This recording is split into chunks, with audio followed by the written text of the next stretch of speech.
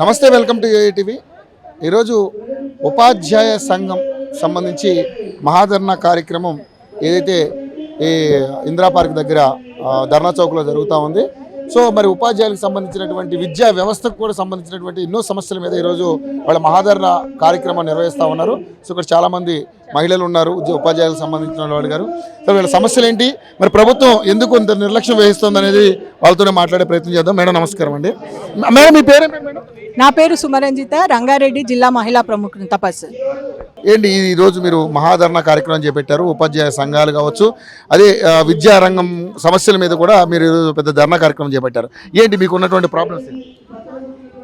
ఏదైతే రేవంత్ రెడ్డి గవర్నమెంట్ వచ్చిందో వచ్చే కంటే ముందు చాలా రకాల వాగ్దానాలు చేసి వచ్చింది. సిపిఎస్ రద్దు చేస్తామని చెప్పేసి, డిఏ గత ప్రభుత్వం ఏవైతే ఇయ్యలేదో అవన్నీ మేము ఇస్తామని చెప్పేసి చాలా వాగ్దానాలతో వచ్చింది. వచ్చి 3 సంవత్సరాలు అయిపోయింది, 4వ సంవత్సరం నడుస్తుంది. ఇప్పటికి కూడా డిఏలు లేవు. 6 డిఏలు పెండింగ్. అసలు చాలా సిగ్గుచేటు. ఏ రాష్ట్రంలో డిఏలను చూసినా కూడా ఎక్కడ కూడా ఇన్ని డిఏలు పెండింగ్ అయితే లేవు.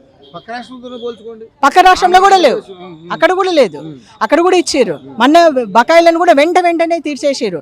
ఈడ కూడా నల్లా వదిలినట్టు నెలకు 2000 అంటున్నారు, కానీ అది ఎవరికి పడుతున్నాయో కూడా ఆ 2000 కోట్లు తెలియట్లేదు అసలు. సో మేము మా న్యాయమైన డిమాండ్ ఏంటంటే, మాకు రాజ్యాంగబద్ధంగా రావాల్సిన డిఏలను పిఆర్సీని వెంటనే మాకు ప్రకటించాలి. సిపిఎస్ రద్దు చేస్తామన్నారు. చాలామంది ఎంప్లాయీస్ సిపిఎస్ వాళ్ళు ఉన్నారు. ఇప్పుడు కొత్తగా రిక్రూట్ అయ్యే వాళ్ళు 2006 తర్వాత రిక్రూట్ అయ్యే వాళ్ళంతా సిపిఎస్ వాళ్ళే.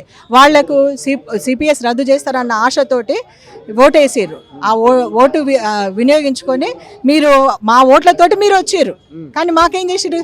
సిపిఎస్ ఊసే ఎత్తుతలేరు. ఇప్పుడు అసలు కనీసము డిఏ బకాయిలు ఇన్ని ఉన్నాయి. సిపిఎస్ వాళ్ళకు 6 ఉన్నాయి. డిఏ ఏరియర్స్ ఉన్నాయి ఇంత ముందువి. అవన్నీ కూడా సిపిఎస్ వాళ్ళకి ఎట్లా అంటే 10% మా దాంట్లో నుంచి కటింగ్ చేసి వేస్తారు. గవర్నమెంట్ కూడా 10% వేయాలి. అవి లేవు, ఏవి లేవు. ఏ రకమైన ఏరియర్స్ లేవు, అసలు లేవు. సో మరి ఎక్కడ పోతున్నాయి? అడిగితే మేము అడగొద్దట. నేను ముఖ్యమంత్రి నన్నే పొమ్మంటారా, ఈ విద్యాశాఖ నా దగ్గర ఉండొద్దా అని మాట్లాడుతున్నాను. ఉండండి సార్, మీరే దాన్ని దాంట్లో మీద కూర్చొని మీరే నడిపియండి. కానీ ఇంటి పెద్దగా మీ దగ్గర పెట్టుకున్నారు కదా, మా ప్రాబ్లమ్స్ కూడా మీకు అర్థం కావాలి కదా. ఒక ఇల్లు అంటే ఇంటి పెద్ద అన్నీ ఆలోచన చేయాలి. మరి ఎందుకు ఆలోచన చేయట్లేదు? విద్యార్థుల సమస్యల మీద మాట్లాడమని అంటున్నారు. మాట్లాడండి, మేము కూడా మాట్లాడతాం. విద్యార్థుల సమస్యలు మా సమస్యలు అవి.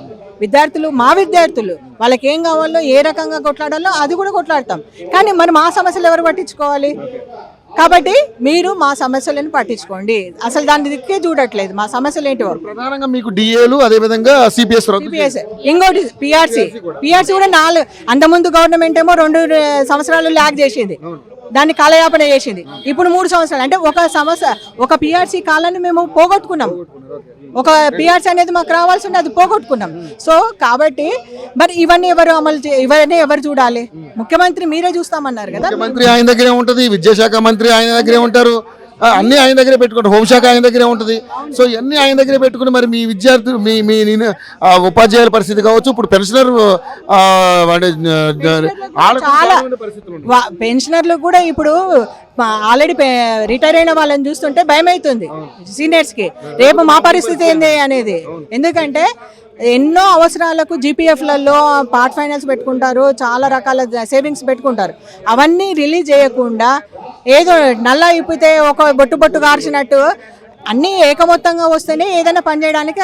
ఇప్పుడు చూస్తున్నారు పెరుగుతున్న ధరలు ఏంటివి, వాటి ప్రకారంగా ఎంత ఖర్చులు ఉంటాయి. పిల్లల పెళ్ళిళ్ళు అయితేనేమి, ఇండ్లు అయితేనేమి, ఆరోగ్యం అయితేనేమి, ఎన్ని రకాల అవసరాలకు ఆ నిధి అనేది రిటైర్మెంట్ అయినాక వచ్చే పైసలు అనేవి ఉపయోగపడతాయని అనుకుంటారో అవన్నీ ఏవి కూడా అందట్లేదు. సో ఇప్పుడు మరి పెన్షనర్స్ అందరూ కూడా కోర్టులను ఆశ్రయిస్తున్నారు కదా. మరి మీరు కూడా ఈ సమస్యల మీద కోర్టులను ఏమైనా ఆశ్రయించే పరిస్థితి ఉందా? ఇక రాండానే అదే పరిస్థితి. కోర్టులేంది, రోడ్డు మీద నిరాహార దీక్షలు కూడా చేయాల్సిన పరిస్థితి వస్తుందేమో. ఎందుకంటే మరి ఇప్పుడు అవసరాలు పెరిగిపోతున్నాయి రోజు ధర. వాళ్ళేమో యుద్ధం సాకు చెప్పి ఇంకో సాకు చెప్పి అన్ని పెంచేస్తున్నారు. ఎవరైతే మన కొరకు తగ్గించారు కదా.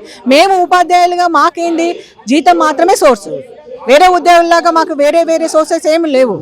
ఉన్న వాస్తవం మాట్లాడుతున్నాం. ఎందుకంటే మాకు నెలన 1 నాడు జీతం ఇస్తేనే మాకు ఆ ఈఎంఐలు నెలకు 1వ తారీఖు 2వ తారీఖు 3వ తారీఖు కట్టేటివి కుట్టుపోతాయి మాకు. ఇప్పుడు మీరు ఇవన్నీ అడుగుతుంటే గత ప్రభుత్వం అసలు టైంకి జీతం కూడా ఇచ్చేది మీరు టైంకి జీతం అని ఇస్తామని మాట్లాడుతుంది ఈ ప్రభుత్వం.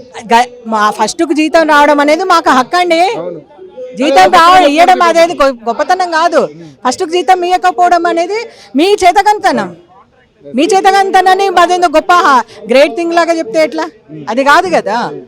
ఫస్ట్ జీతం రావాల్సిందే. అది ఇప్పుడు ఎన్నో ఏళ్ల నుంచి ఉపాధ్యాయులు చాలా మంది సీనియర్స్ ఉన్నారు, రిటైర్ అయిపోయిన వాళ్ళు చాలా ప్రభుత్వాలు ఫస్ట్కి ఇవ్వలేదా? ఇప్పుడే కొత్తగా ఈ ప్రాబ్లమ్ గత ప్రభుత్వం చేసేదని వీళ్ళు కూడా అట్లాగే చేస్తే ఇచ్చి దాన్ని తక్కువ చేసి మళ్ళీ ఇస్తున్నాం మేమే ఇస్తున్నామని చెప్పుకోవడం అదేం గొప్ప విషయం కాదు. సో మాకు రావాల్సిన ఫైనాన్షియల్ బెనిఫిట్స్ అయితేనేమి నాన్ ఫైనాన్షియల్ బెనిఫిట్స్ కూడా ఉన్నాయి. అక్క వాళ్ళు మాట్లాడతారు. ఆ విషయాలను కూడా మీద గవర్నమెంట్ ముఖ్యమంత్రి గారు శ్రద్ధ చూపించాలి. చాలా పరిస్థితి దారుణంగా ఉంది. 317 తోటే చాలా నష్టపోయి 1000 కిలోమీటర్లు తిరుగుకుంటూ ఆర్థికంగా, శారీరకంగా, మానసికంగా కుంగిపోయి ఉన్నాం మేము. మమ్మల్ని ఇంకా కుంగదీయకండి ప్లీజ్.